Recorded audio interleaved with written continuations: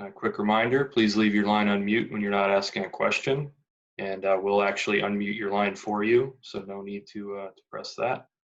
We will provide audio and video afterwards, but feel free to record if you wish. If you haven't yet, please open the chat box. If you have a question, please enter your name and affiliation into the box there and wait to be called on. And with that, we're joined tonight by Orioles Supervisor Domestic Scouting Operations, Brad Ciolek, to recap the 2020 first-year player draft. We'll start with a statement from Brad before taking questions. Brad, go ahead. Thanks, Jim. Good evening, everyone. The Domestic Scouting Department is thrilled tonight with the selections of 4 additional players in the 2020 first-year player draft. Hudson Haskin, a center fielder from Tulane, Anthony Servideo, a shortstop from Ole Miss, Kobe Mayo from Stoneman Douglas High School in Florida, and Carter Baumler from West Dowling High School in Iowa. We once again would like to congratulate all 6 of our selections and look forward to seeing them soon. I also wanted to take this opportunity to extend my gratitude to several groups throughout the Orioles organization. First and foremost, our scouts. The long hours that they've had to put in this spring before the shutdown and adjusting afterwards to a new routine was pivotal for us down the stretch. Our scouting analyst team did a tremendous job knowing the ins and outs on all of these guys. Sig and Michael Weiss and our analytics team, our developers that helped us build so many essential tools to keep our team running during the shutdown, and also our player development and international scouting staff who led us a hand throughout the entire process, watching video of these guys and giving us feedback, which was instrumental in the entire evaluation process. And last but not least, I'd also like to extend my thanks to Michael Elias and, of course, the support of the Angelos family.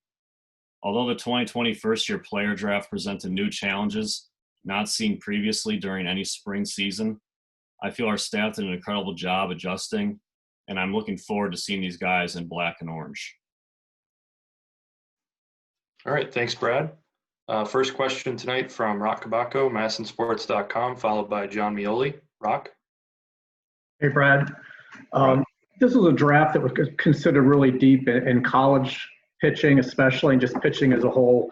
And the club kept passing till they took the high school kid in the 5th round. What was the thinking there and not grabbing a pitcher sooner when there was that many college arms? Yeah, Rock, I'll just say this. We had pitchers all up and down our board that we thought we had in good spots. And for whatever reason, we either liked the position player at that point in time better, or the fact that, the pitchers went right before our next selection. So unfortunately, that's just the way that sometimes the draft works. And that's ultimately what ended up happening here, until we ended up taking Carter with our last selection. Next, John Mioli, Baltimore Sun, followed by Dan Connolly. John? How's it going, Brad? I was wondering if you could take us through, I guess, the week and maybe months leading up to this where Heston kind of climbed from being in the mix to really the guy at number 2. Sure. So I guess what I should do is kind of start back to the entire history with Heston. In Heston, we liked him as a bat coming out of high school. Ken Guthrie, our scout, knew the family extremely well. And, while he was at his at high school in Randall Canyon High School in Amarillo, he basically told us that he really liked the potential of the bat, and he just wasn't sure, if the power was going to come. And then, fast forward a few months later at Arkansas, he added significant amounts of strength to his frame. And ultimately, that was very conducive to hitting a lot of extra base hits and home runs. But initially, we saw Heston over the summer with Team USA, and we scouted him heavily there. And ultimately, depending upon the day you were there or just looking at his stat line, you could see that he was one of the more consistent performers and hitters with Team USA. So we had a lot of healthy follow grades on him. We scouted him heavily in the spring. We saw him at the Shriners Classic at Minute Maid Park, where he hit a home run about 430 feet to dead center, showed off a plus arm, and also, moved well for a bigger guy. And we were just kind of intrigued by the bat potential, the power, and high contact in the strike zone with Heston. That's one thing that was intriguing to us about Heston this year, more so than years past, is that we looked at his swings in the strike zone, and with pitches in the zone, there wasn't a whole lot of swing and miss. So initially leading up to the draft, we did more research on that. And we also looked at his batted balls and the exit velocities and, essentially how the ball jumped off the bat to all fields. And our scouts also had plus raw power grades across the board on him. So it was essentially a blend of old school scouting and also the advanced analytics that ultimately made him an extremely attractive fit in our eyes. We also schedule a Zoom call with Heston. And the one thing that, you guys may have noticed with his stat line this year is that the strikeouts were down and the walks were up a little bit. The on-base numbers were a little bit better. So we asked Heston, if he was doing anything different. And he told us that he was making it a point of emphasis to be more selective in his approach and really try to focus on an area of the strike zone and attack a pitch that he's looking for. So based upon our research that our analytics team did and the fact that he got off to such a torrid start at Arkansas, we were convinced that if the season had continued to progress, that Heston would have been a candidate not only for the Golden Spikes Award, but also a potential top 5 selection in the draft. And a lot of comparisons can be made to him very similarly to J.J. Bleday last year. J.J. last year was not considered a unanimous top 5 selection by a lot of publications or experts, and he essentially played his way there. And due to the performance at his time at Vanderbilt, ultimately ended up going as a top 5 selection. So there's a lot of similarities between J.J. and Heston. And Heston's been a proven performer at the SEC. We've always liked him. And, he also has the makeup, the drive, the motivation that we're looking for. And, Brandon Hyde, when he came and talked to our scouts in November, he basically told us he wanted us to keep one thing in mind when we were looking at guys, in addition to working hard and being dedicated and having the work ethic. And that is, the 3 words were nice, don't play. And Heston certainly has the edge to him.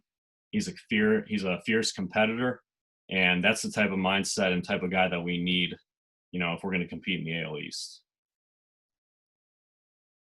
Next up, Dan Connolly, followed by Joe Trezza. Dan? Brad, obviously signability is always important for you guys, but specifically with only 6, this time out.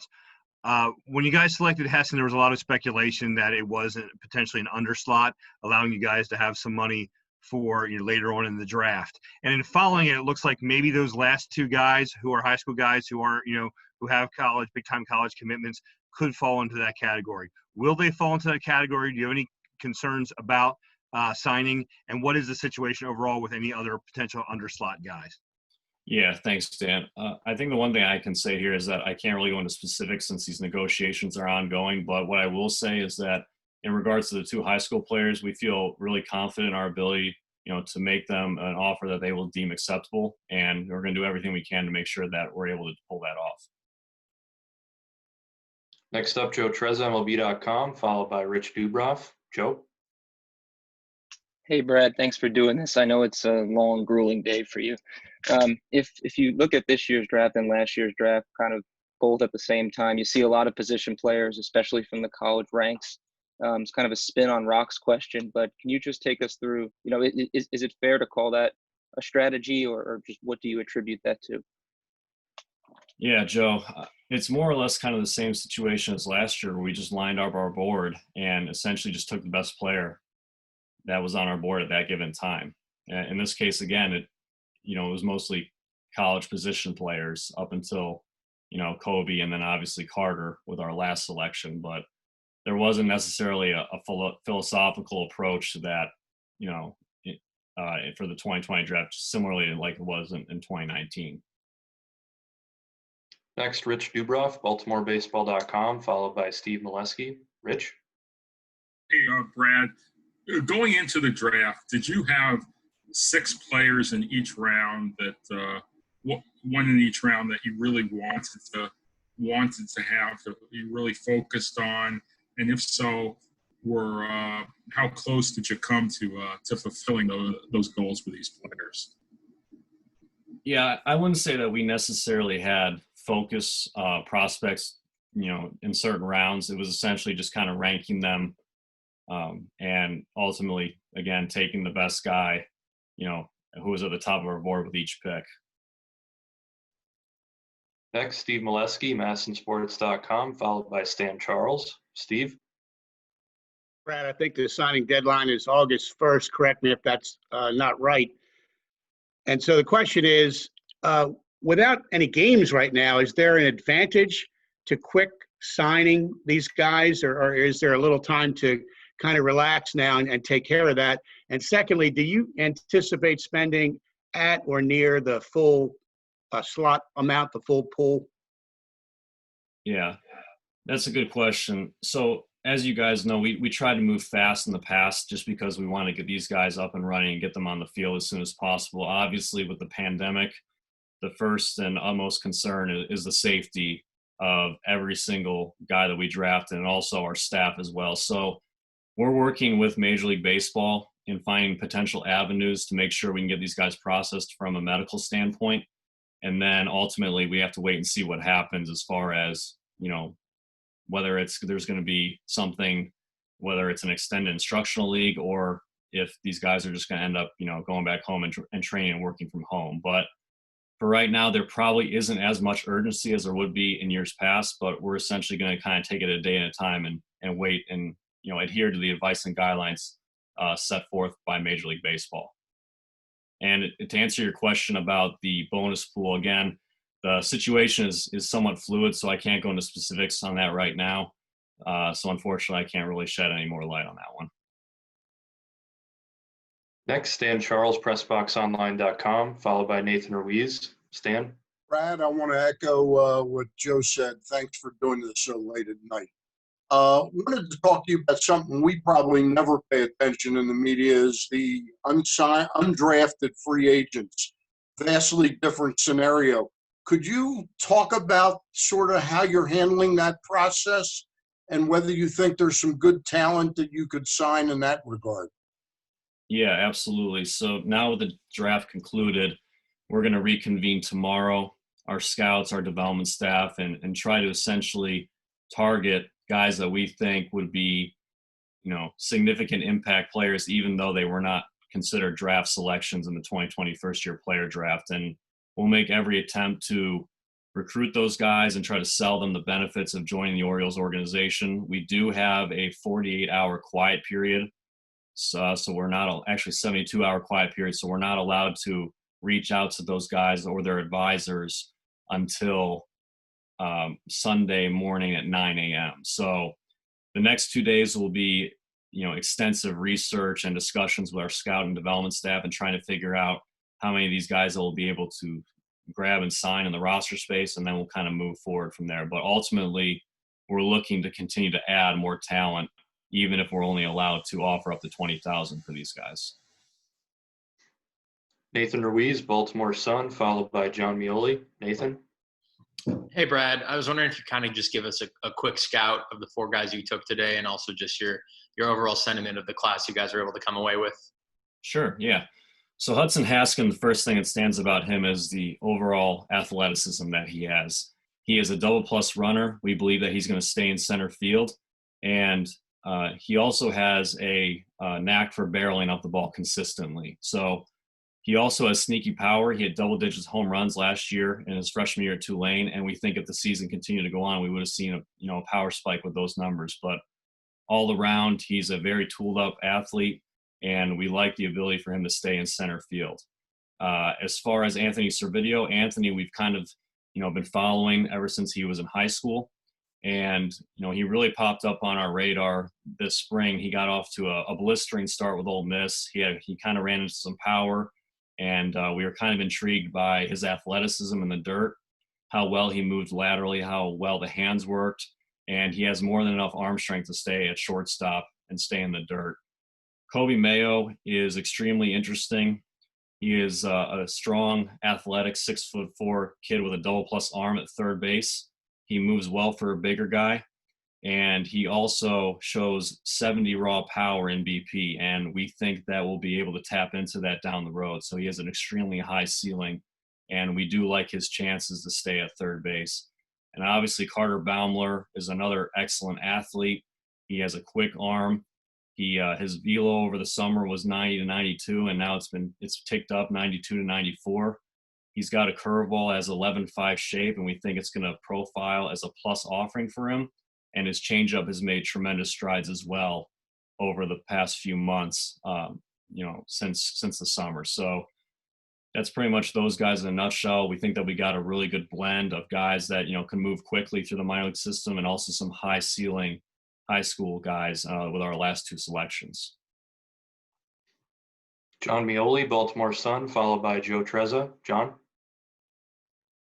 Thanks for the follow-up, guys. Brad, both you and Mike have talked about, how you kind of projected out how the rest of the season would have gone for especially some of these college guys who had gotten off the good starts. How strongly were those projections and what baseball there was in February and early March factor into the overall picture of where you guys evaluated guys? Yeah, that's a great question. They are weighed pretty heavily just because of the fact that this is not your typical spring. So we essentially had to supplement the looks that we had on these guys from the 4 weeks of the college season with data points. And that's where our analysts came in, and Michael Weiss and Sig. So we leaned heavily on them for those additional insights. But I think what's also most important is that, every single one of these guys that we selected, there was a balance between scouting and analytics. It wasn't just one or the other. We got together over the last month or so and really harnessed in on this group of players and ultimately put these guys in order based upon, the whole body of work and weighing both sides of the equation. Next, Joe Trezza, MLB.com, followed by Dan Connolly. Joe? Brad, just quick follow-ups on 2 of those guys. With Cervideo, was there any concern or room for pause with his Cape Cod League performance last summer? And with Kobe Mayo, he has such a big arm, and there were several two-way players or players taken as two-way players in this draft. Do you guys view him only as a position player? Yeah, so as far as Anthony is concerned, obviously the Cape was not a shining moment for him, but watching him this spring at Ole Miss, and we had guys running there early, we were really impressed with his increased plate discipline and the power. So, we're not overly concerned. I think as far as his body of work, we're taking, what he's done most recently early on this spring, and we like his chances of continuing to add to the power department and also, the on-base skills moving forward. As far as Kobe Mayo is concerned, we see him strictly as a third baseman. We like the power in the bat, and, we think there's, again, significant upside there with him at third base. Next up, Dan Connolly, The Athletic. Dan? Yeah, Brad, real quick. The first 4 guys were obviously college guys, and then you had a warm weather high school guy. But Baumler's a guy in Iowa. I think they said he may have only pitched 1 time in high school this year. Did you guys get any live looks at him, and how did you go from there if you did?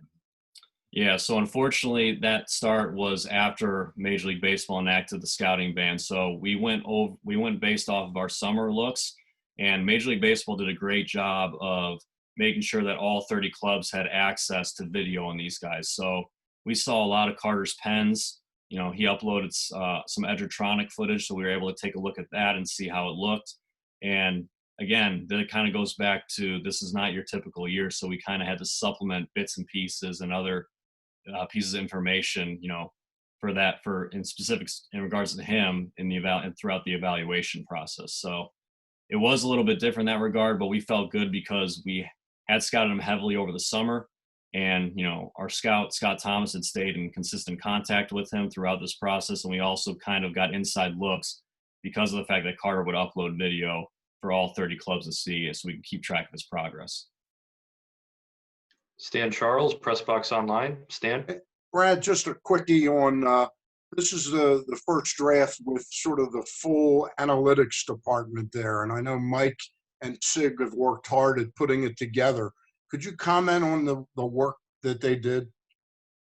Yeah, it's been incredible just to see how far our internal system has come, in just a couple of years. We didn't really have anything like this, previously, and the amount of information now that is at our fingertips, our front office personnel's fingertips and our scouts' fingertips, is just night and day in comparison to what it was. So, D and Sig and our development team and our analyst team, deserve a lot of credit. We we would not have been as well as prepared as we were if it were not for those guys and the tireless hours that they put in, in creating and boosting up our systems.